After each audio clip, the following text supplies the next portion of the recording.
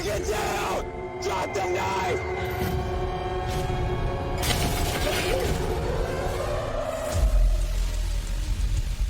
Across the world, cops are now filming the crimes and criminals they face. Take your hands out your pocket! From the UK to the USA, thousands of frontline officers are wearing body cameras.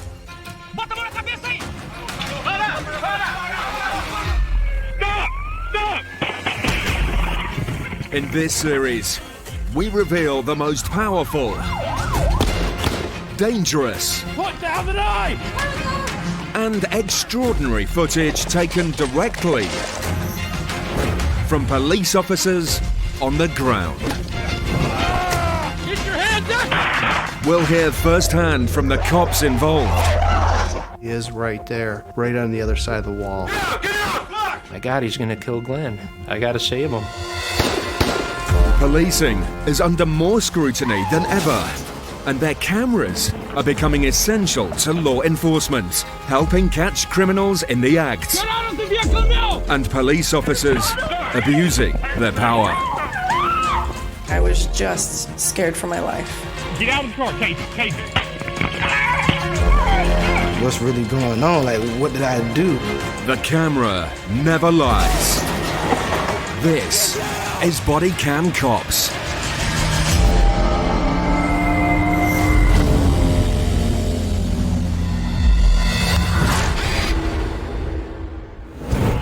In today's show, police body cameras capture a killer on the run in the USA, He's down there? and the moment police surround him. Drop the knife. I'm not putting a knife down, Ray. Just make sure you shoot Ray. I knew for a fact that this guy wasn't joking around. Violent robbers are chased down by a South African motorbike cop. British bobbies confront a man armed with a knife. Put it down! And the cops that get it wrong, but refuse to believe it, and arrest an innocent man. Get out of the car, Casey, Casey. Move!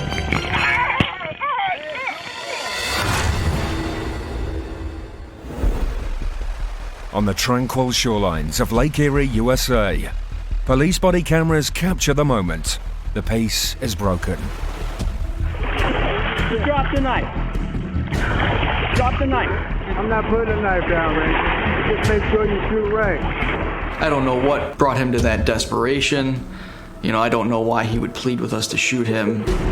We don't want to hurt you, so stop acting like a fool, buddy. I'm not dropping his knife. Cuyahoga Falls, Ohio. The town is located on the Cuyahoga River, which flows over 45 kilometers into Lake Erie. Detectives Lengel and Schmitz from the local homicide division have been dispatched to a house in the north side after a 911 call. This was my first homicide case as a lead detective. So, you know, there's definitely some anxiety, some nervousness.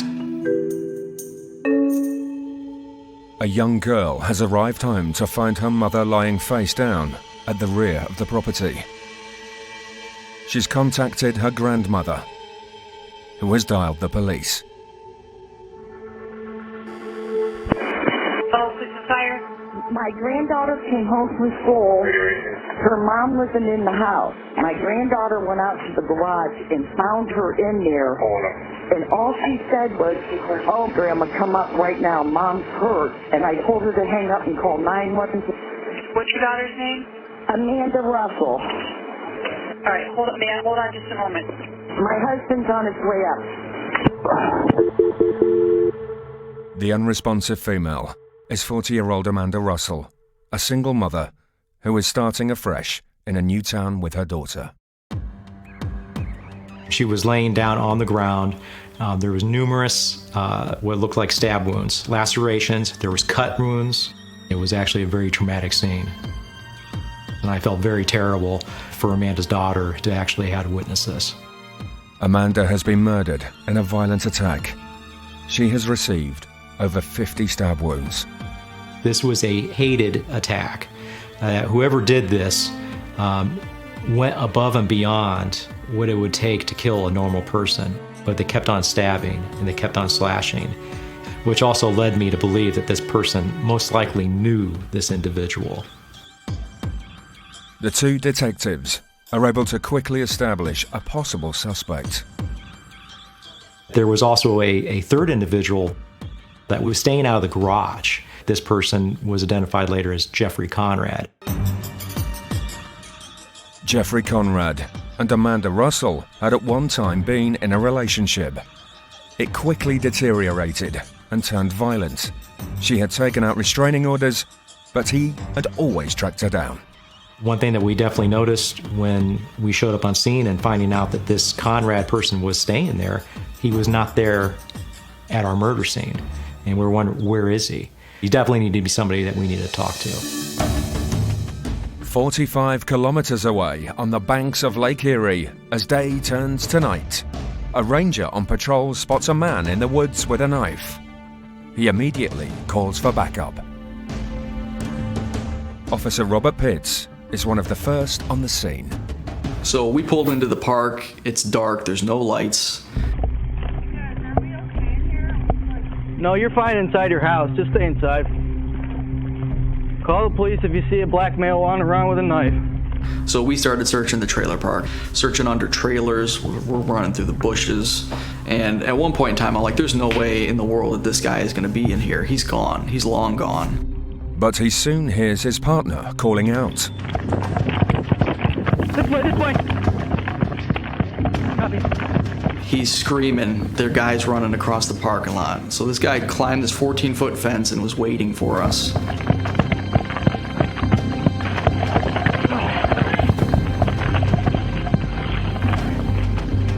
You got him, Eric? He's running right towards the high rises.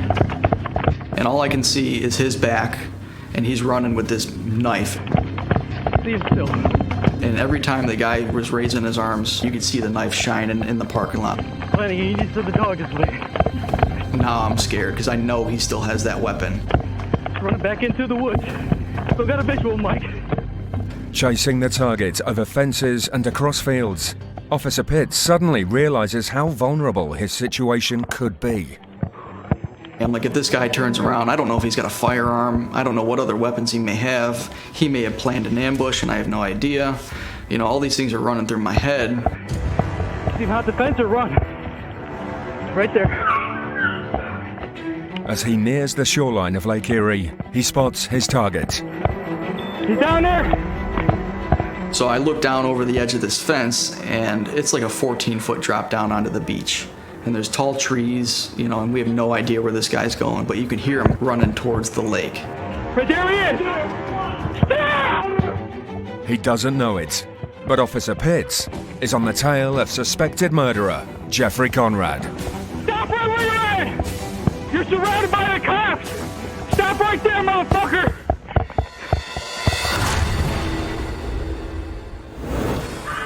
Go! Body cams are being used by police forces around the world.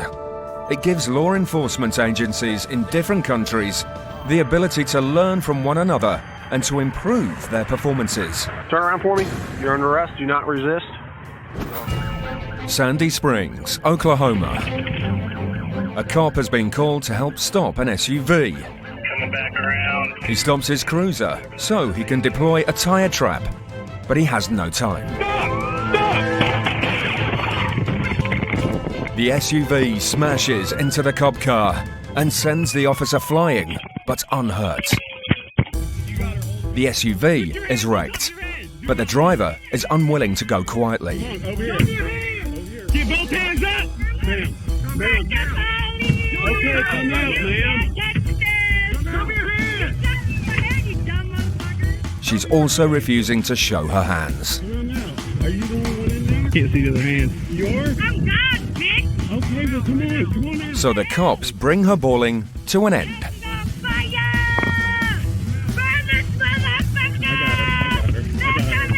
Taser! The next drama is getting the woman out of the vehicle. She is later charged with a range of offences. Put your fucking hands right now. Okay. British police are not armed. Put down the knife. But this man has a large knife. Spray. Put it down. Put it down. Corby, UK. Put it down.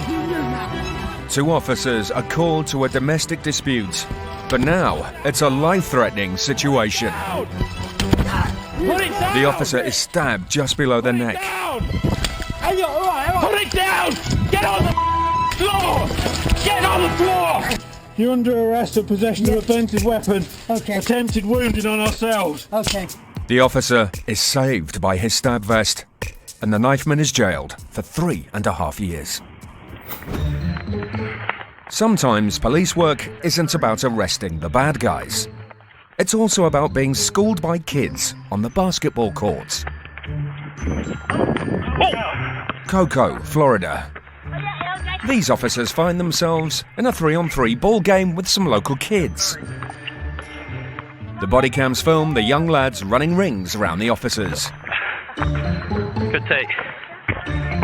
Sinking their shots. Good shot. And generally reminding their older opponents why the NBA never came calling. Good run.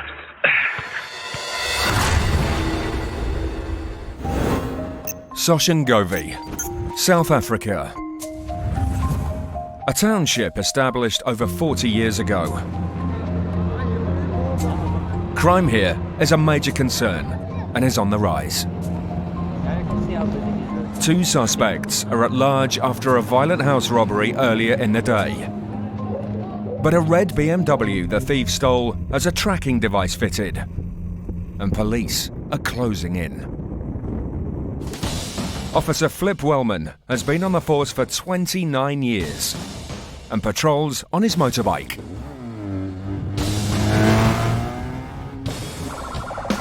I spend about 6 hours of my day on the bike. There's quite a lot of police officers on motorbikes. That is much more productive, much faster to get to crime scenes.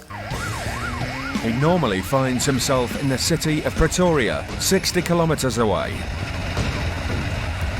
But an old man has been left beaten and hospitalized after a violent house robbery. So Officer Wellman and his colleagues have been called into Soshangovi to find the robbers. After about 2.5 hours, the tracker vehicle picked up the signal and we all went to that area. When we got there, I stopped there and we are having a discussion, and he told me that he went down the road and he saw the vehicle that was taken in the house robbery, and there was also a red BMW there. As the fastest response vehicle, he takes his motorbike and heads down the street. I went around the corner, and when I looked on my right-hand side, I saw the vehicle. But I went straight and I went onto a gravel road where I had to make a U-turn. I went back into the road, and as soon as I activated the blue lights and the siren, the car sped off. The suspect speed through the suburban areas, taking risks to try to evade Officer Wellman. You are so focused on the car, you don't have time to look at street names. I really didn't know where I was, and that can be a problem. I'm alone. I can get shot, I can get killed, and nobody will know where I am. Aware that he's chasing prolific violent robbers, Officer Wellman decides to try and end the pursuit as quickly as possible. Most of our house robberies are committed with firearms, so the chances that they were armed was extremely high. They were, at that stage, endangering my life. They were endangering the public's life. So my aim was to stop them, and to stop them as fast as possible. He pulls his gun and fires off 2 shots. My aim was to stop the car and to try and hit the tires or the fuel tank. The robbers seem to get spooked, and the BMW looks as if it's about to stop.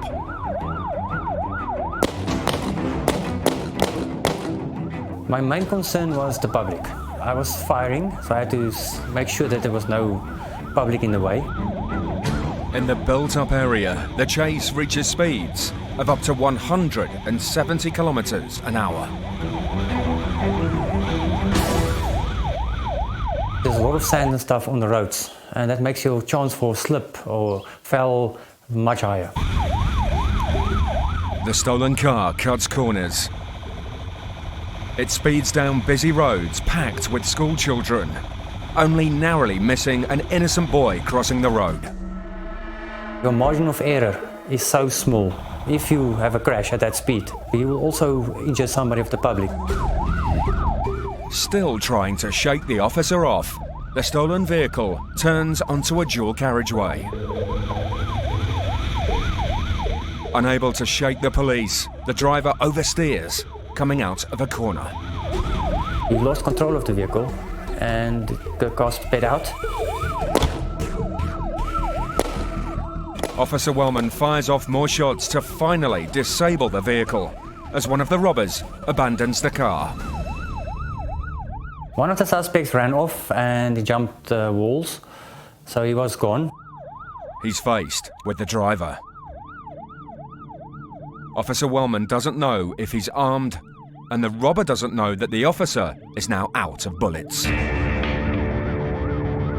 There was no time at that stage to do a mag change. The suspect could have seen that and ran off.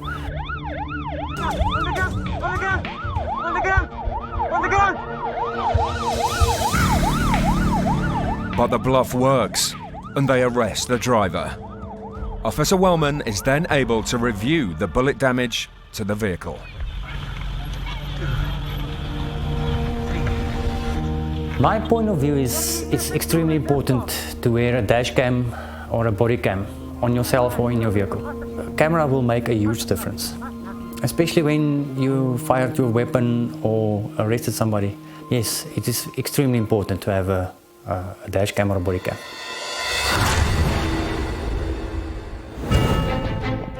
Body cameras are having real effects on both the police and policing. Studies have shown that criminals plead guilty earlier and public complaints are resolved quicker. They're also a good tool for police training, as officers can witness firsthand what lengths a desperate criminal will go to avoid arrest.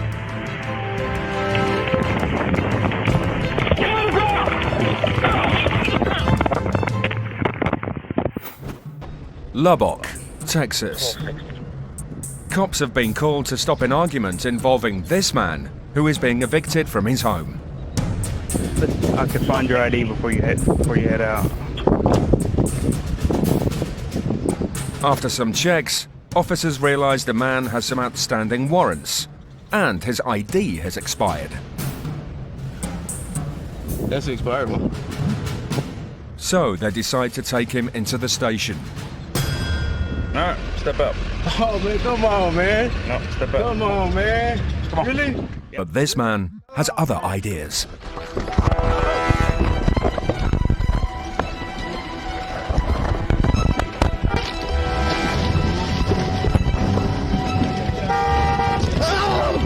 He reverses into a row of police cars and nearly runs over two officers. They open fire on the vehicle. Fortunately, no one is hurt. And the man is arrested the following day. But when it comes to escaping arrest, not everybody uses the same style. Like in the small city of Aransas Pass. Officers are aware that a wanted man is attempting to leave town. He hails a taxi and is making a dash in disguise. Let me see your hands. Put your hands up.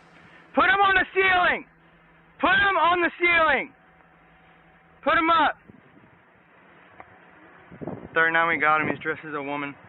I got him at gunpoint. We're not stupid. I'm not stupid, Brandon. But dressing up as a woman doesn't fool the local cops. Get down on your knees. Get down on your knees. Serious, man. Well, I'll give you this. It's the best try I've ever seen, man. Is this your mom stuff or what? Yeah.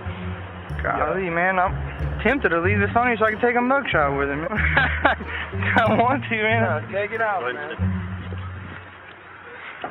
That was very interesting. Lufkin, Texas. This woman is being arrested for shoplifting. It's a straightforward, successful arrest.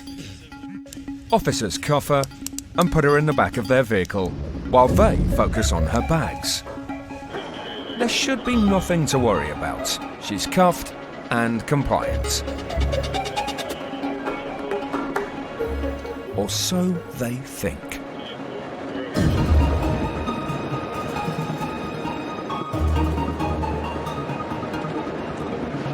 Outside, officers realize their mistake.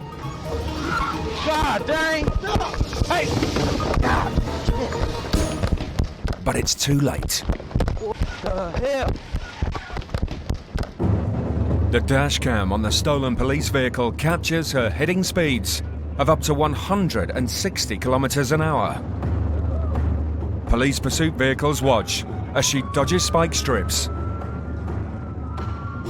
But the 23-minute chase comes to an abrupt end when she crashes.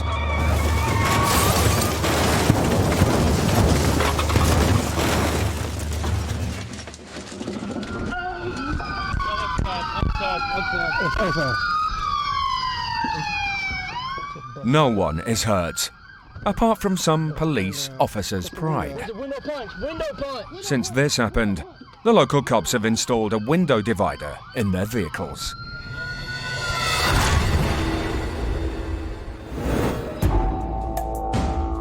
On the banks of Lake Erie, police are chasing down a man armed with a knife. They don't know it, but the cops have just tracked down Jeffrey Conrad, who is suspected of murdering his former girlfriend only hours before. Stop right where you're at! You're surrounded by the cops! He's running with this knife, and I knew for a fact that this guy wasn't joking around. And now he's running into the darkness towards the lake. Stop right there, motherfucker! It's all rocky and sandy. I'm losing my footing. I'm out of energy, and I get up to the lake. Stop right there! Do not move! Do you hear me? And I get close to him, and I can see that he's gonna start to swim out into the lake. I'm like, you gotta be kidding me. This guy's not giving up. Do not move! It's a 64-kilometer swim to the Canadian side of the lake. In the cold water of Lake Erie, the knifeman is trapped. I had absolutely no idea who he was. He was just a man with a knife standing in the water. What's your name, brother? What's your name? Come on, it's not worth it. Just drop the knife. Come on, man. Come on. Listen to this. You put down the knife. I'm a ranger. You put down the knife. We're going to get you someplace safe. You got to put down that knife. I'm not putting the knife down, man. Why not? So we don't even need to waste any more time, really. Well, what do you want me to come ashore? Just make sure you shoot right. That's all I ask. He was definitely looking for suicide by cop, I felt.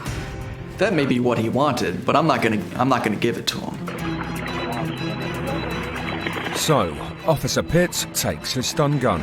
I've never used a taser in water before. Taser doesn't recommend doing it. I don't know if it's ever been done. I have no idea. And I just pulled the trigger and hoped it worked.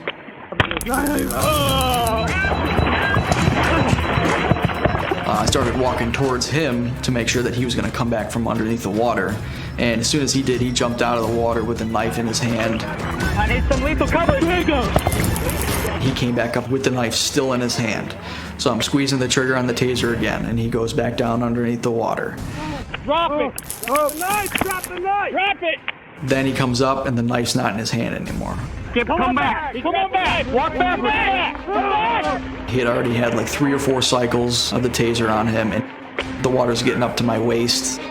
With the immediate threat neutralized, the cops move deeper into the water to arrest the man. He doesn't have that knife. Show me both your fucking hands right now. Show me your hands right now. I didn't know if he had a firearm on him yet or anything like that. The water's getting up to the middle of my vest. Come here, motherfucker. I start swimming out to this guy to grab him, to take him into custody, to get him away from, either drowning or us drowning, or we're getting a fight in the water. Multiple taser hits have weakened him, but they don't know if it's been fully effective.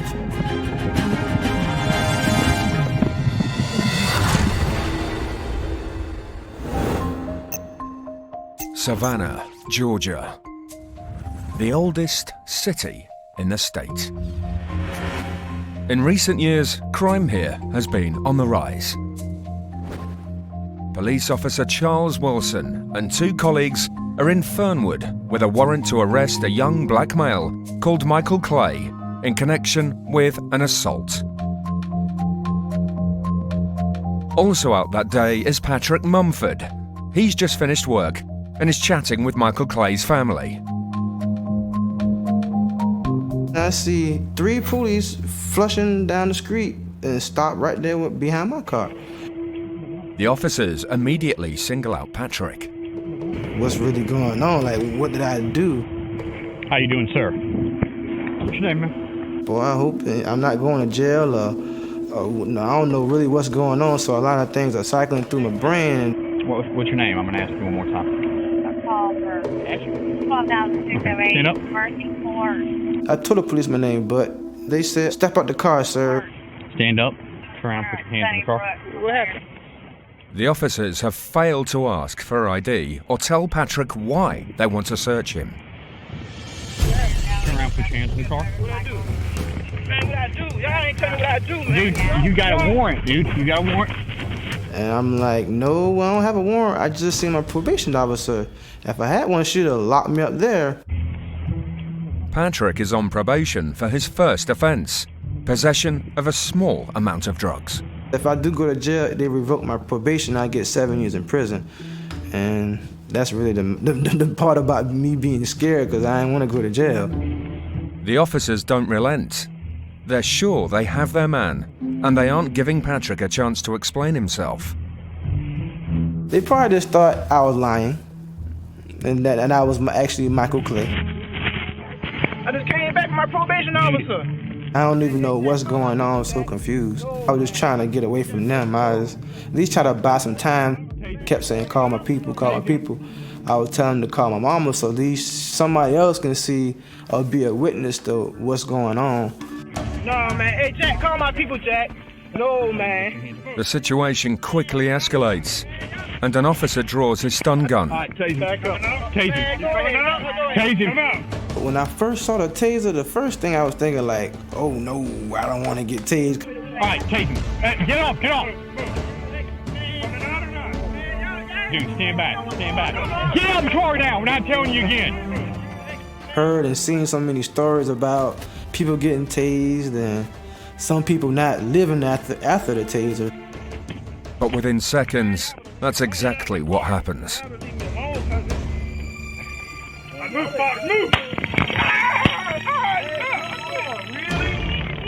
The pain is like actually touching a socket, but probably 10, 20 times more stronger.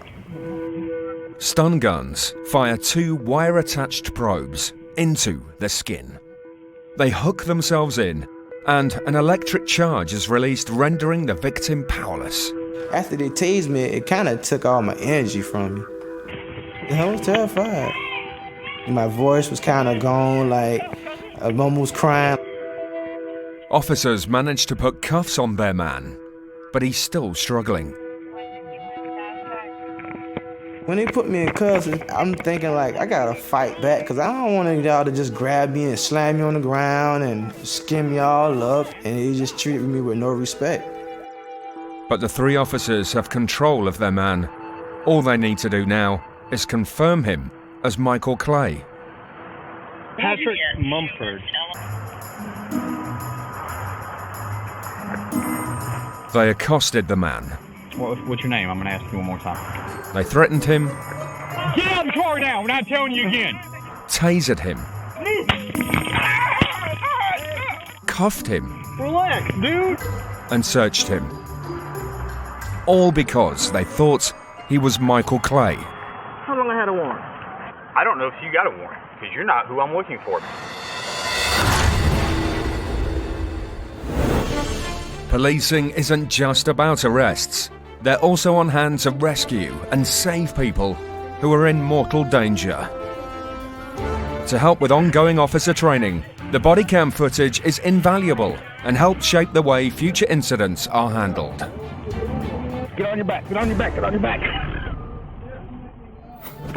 This officer has been called to a frozen lake in Parker, Colorado.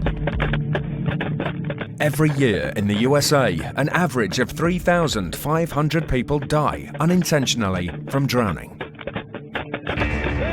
The ice has broken and a teenager who was walking on it is in trouble. It can take as little as 30 minutes for someone to die in cold water. The officer uses the branch to help drag the teen to safety off the ice.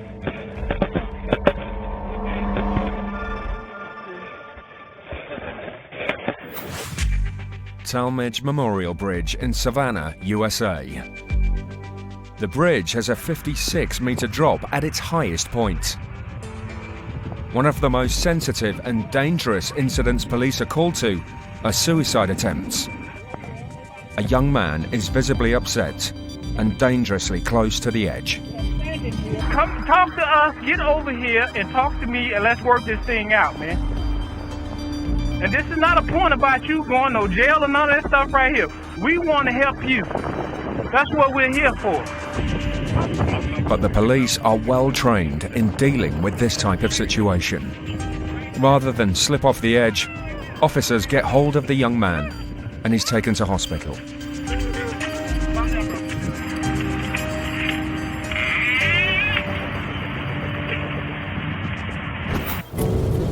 Santa Fe, New Mexico.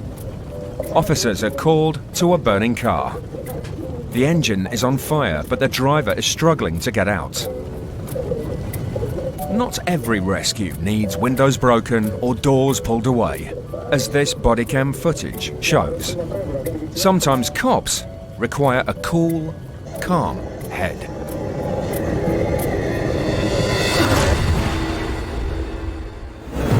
In Savannah, Georgia, officers have stopped. What's your name? I'm going to ask you one more time. Tasered. Cuffed. Relax, dude. And searched a black male they want on a warrant. You got his ID? Yeah. But they've got the wrong man. Patrick Mumford. When I found out that they was looking for Michael Clay, I was like, God dang, like, it really kind of made me mad. The police have mistakenly arrested Patrick Mumford. Y'all just did me all wrong, because they didn't ask any questions. They just came up and just rushed and just like, this Michael Clay. Lead officer Charles Wilson is in a tight position. He initiated the warrant, called for the taser to be used, and arrested Patrick. But he's not ready to apologize just yet. I don't know if you got a warrant, because you're not who I'm looking for, but here's the deal. When I ask you for ID because you look a lot like the person we're looking for, that's living at this address, Lord.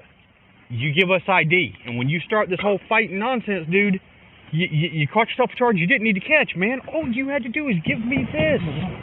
But the officer is forgetting that he never asked to see Patrick's ID. Who does he look a lot like? Michael? Okay, I know that now, but when I walk up there and ask him... My name's Patrick. No. I said Patrick. To make matters worse for Patrick, his parents have now turned up. I was nervous. My heart was beating like 9,000 or something like that. Yeah, it was a very frightening moment. I don't think no parent should have to go through nothing like that. I really don't.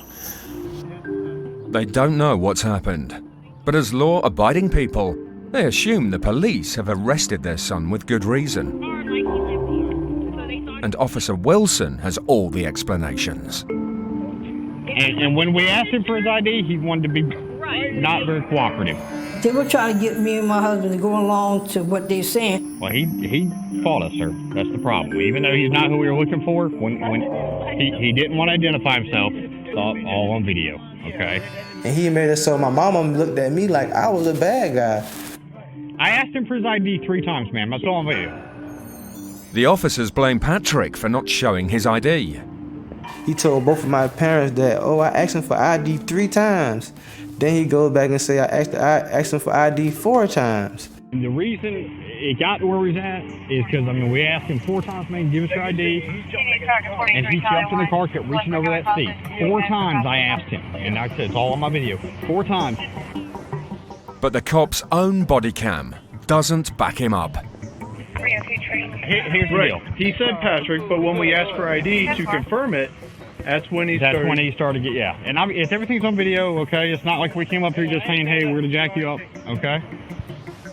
The police are adamant they have done nothing wrong. In fact, rather than let Patrick go, they still plan to arrest him. Right now, it's just obstruction because he didn't want to comply with us, okay, when we asked him for everything. Well, can't you just let me go? Oh, no, we gonna still arrest you for obstruction by resisting arrest. Any involvement with the police as getting arrested, they have the right to revoke your probation. If my probation was revoked, I would get 7 years in prison. The officers take Patrick to hospital to remove the stun gun probes. They then take him to jail and charge him. That night in jail, I was thinking about how I could spend the next 8 years in prison, really for something I didn't do. Basically, all I thought about. By the morning, Patrick's thoughts have changed. During the arrest, I did notice there was a body cam, so I was thinking about trying to get a lawyer to at least look at the body cam. And that's exactly what Patrick does. Really, the first 2 minutes of Patrick's interaction with the Savannah police was just outrageous and appalling. I was sick to my stomach about it, and it was immediately apparent to me that Patrick had been wrongfully arrested, that the law enforcement officers on the scene had lied about their interactions, but Patrick had the problem of possibly going to jail for 7 years because of this incident. Attorney Claiborne is determined to get justice for Patrick. To help gain support for the case, his legal team releases the footage onto the internet. Within about 2 or 3 days, we had gone from 0 views to somewhere north of 20 million. The plan works.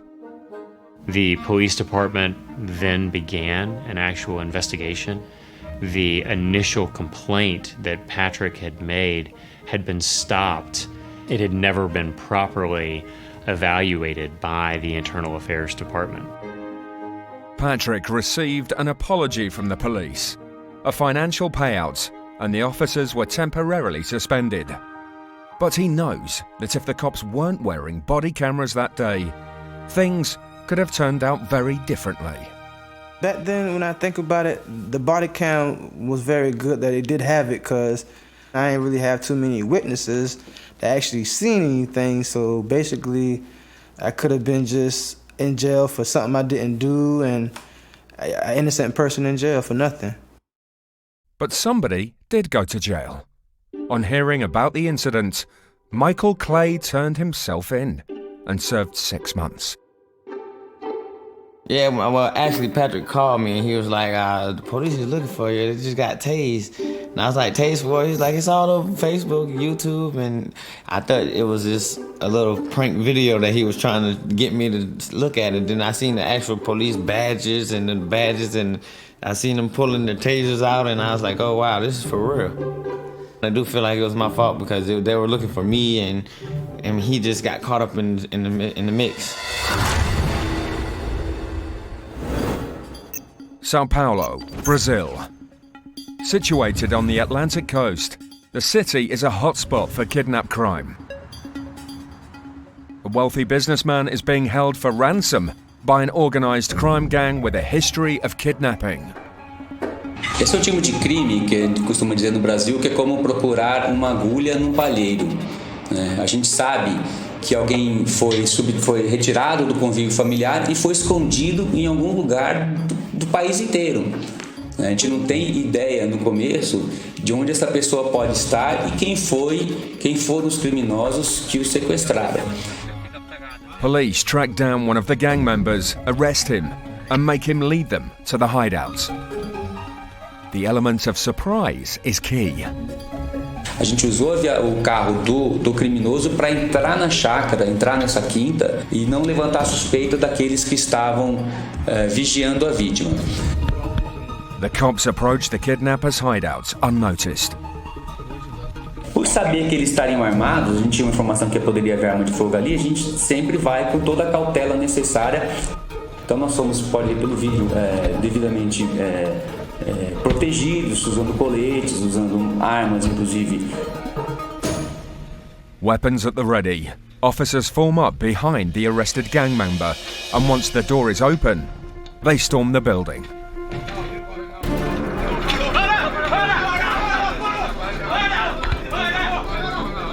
The police immediately arrest one gang member. A gente conseguiu localizar esse autor que estava lá vigiando a vítima no momento da nossa chegada. They search the buildings, but can't find any other kidnappers. Nós fizemos uma busca, a gente vê pelo próprio vídeo, a gente fez uma busca em todo o território, em toda a casa, em toda a região, mas é uma propriedade rural, ele é grande e é de difícil acesso e escureceu, nós não conseguimos localizá-lo. With the hideout secure, their attention turns to freeing the victim from a windowless cell. Polícia, o senhor está livre! Chegamos para total. Delegacia de sequestro! O local é um local inóspito, né? Um local inapropriado para qualquer pessoa, ainda mais para um senhor de 83 anos. A gente via que era um local fechado, sem luz solar, sem luz natural, para que ele não soubesse se era dia ou se era noite. Isso faz muito mal emocionalmente para a vítima. É um artifício, um recurso dos criminosos também para abalar a vítima. The officers celebrate a successful raid. But with two kidnappers on the run, their work isn't over.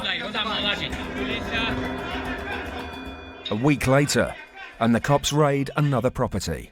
Tem criança aí, abre a casa.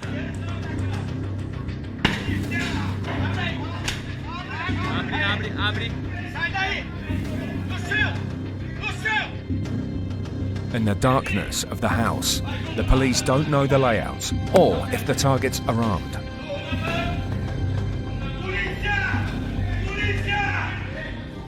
But they move quickly through the building and are able to arrest the remaining members of the kidnap gang. Conseguimos surpreendê-los dormindo.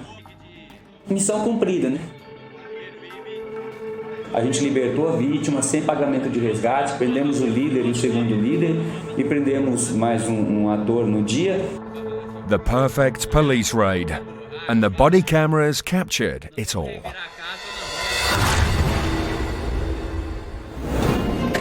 Body cam footage captures the full extent of police work. Local party's running, I got a party with a gun!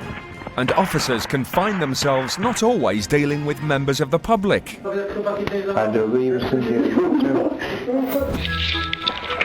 Boyne City, Michigan.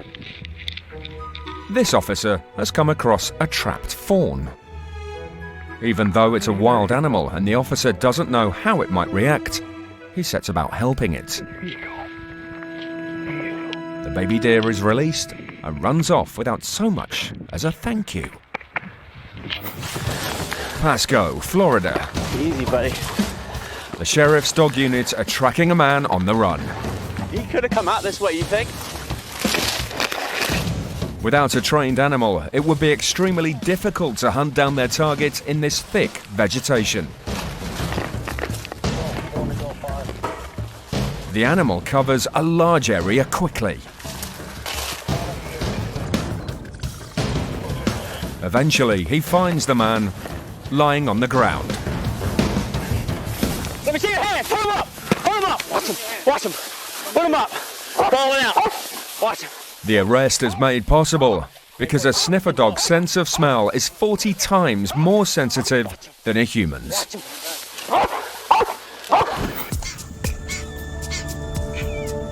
In Pensacola, Florida, this officer has been called to a car park after reports that a puppy has been left inside a vehicle.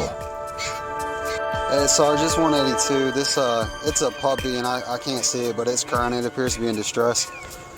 He can hear the puppy's cries. But there is no car owner to be seen, and on a hot day, a car can become as hot as an oven very quickly. When it's 22 degrees outside, in a car it can reach an unbearable 47 degrees within the hour. The cop makes the call and takes decisive action.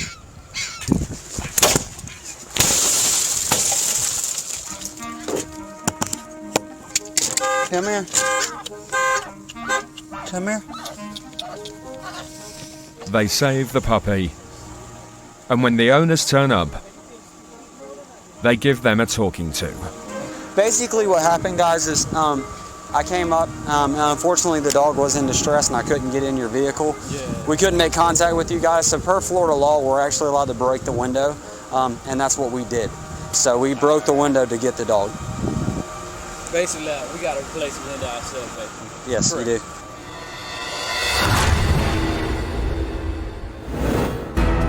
Cuyahoga Falls, Ohio. Jeffrey Conrad is wanted in connection with the murder of Amanda Russell. He's gone on the run. 48 kilometers away, officers patrolling Lake Erie have stumbled across a man, chased him down, Stop right where you're at! You're surrounded by the cops! and finally neutralized him in the cold, dark water. What they don't know is they have Ohio's most wanted in their I need sights. some lethal cover. Here goes. Drop it.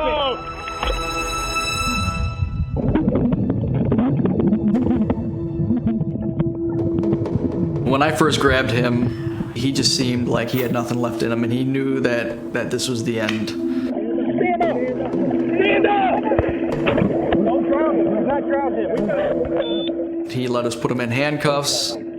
He's not a threat anymore. All right, let's go. There was a big weight off my shoulders. The second we got him in handcuffs, I knew that this was done and over with.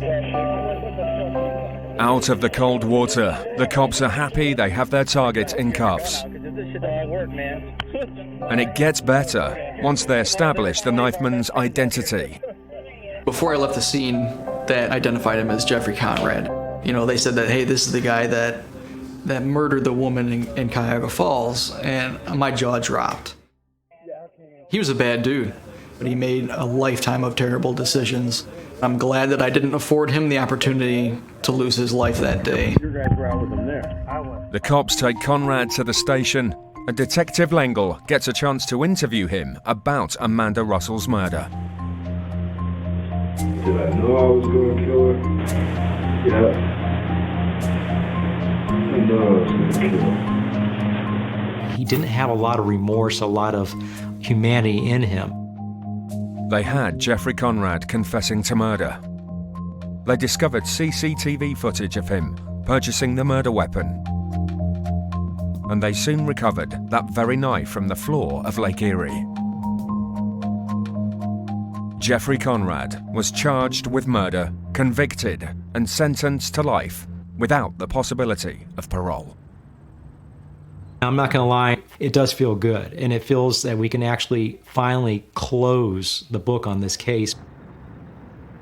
With the murderer permanently behind bars, Amanda Russell's family can move on. I was relieved, and I don't think I wanted death upon him. I am a Christian, but I think with him being in a jail every day of his life for the rest of your life, I think that's his hell, and we don't have to worry about him. If anything from all of this happening with my daughter, I think there are warning signs. When a woman has a gut feeling, go with it.